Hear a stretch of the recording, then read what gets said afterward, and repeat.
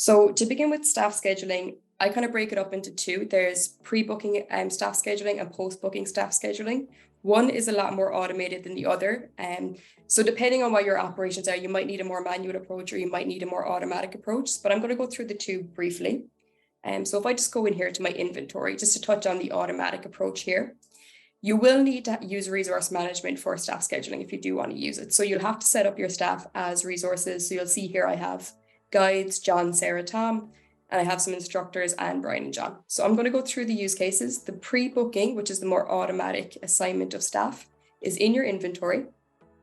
And I'm just going to go to my surf lesson, which Tova just moved to the top of the list, so nice and easy to find, is if I click in here to my one-day lesson, you'll see here I'm using resource availability. And you'll see here I've got a surfboard and I've got 3 instructors. So basically how this works here is if someone makes a booking, they're going to automatically get assigned to a surfboard and they're automatically going to get assigned to an instructor. And how this works here is based on the order of these resources. So the first 6 people to book will get assigned to John, the next 6 to Anne, next 6 to Brian. And that's how it works. You can reorder them. So quickly just edit it. And this is a drag and drop feature. So if I wanted to put Brian at the top, so Brian always gets booked first, that's how you would do it.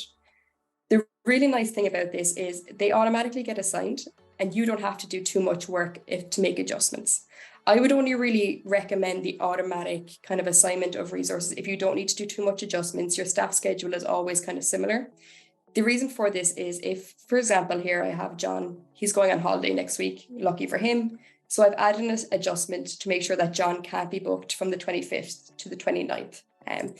So you don't want to have to go in and do this too often. So this is why I recommend the automatic approach if you have a kind of a static schedule. What I wanted to show you here, so you'll see, so John is gone on holidays from the 25th to the 29th. What that looks like for your point of sale. So I'm just going to quickly show you. Here's from the 24th to the 25th, just to show you the difference. And just show you here my surf. If I show you here, so the 24th, I have 18 of 18 available. That means my 3 instructors are available to be booked. But here on the 25th, because John is no longer here, it's down to 12 of 18.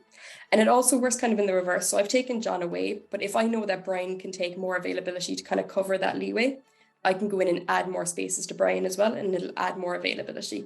So this is just a nice automatic approach. You don't have to do too much to your bookings. They automatically get assigned to an instructor.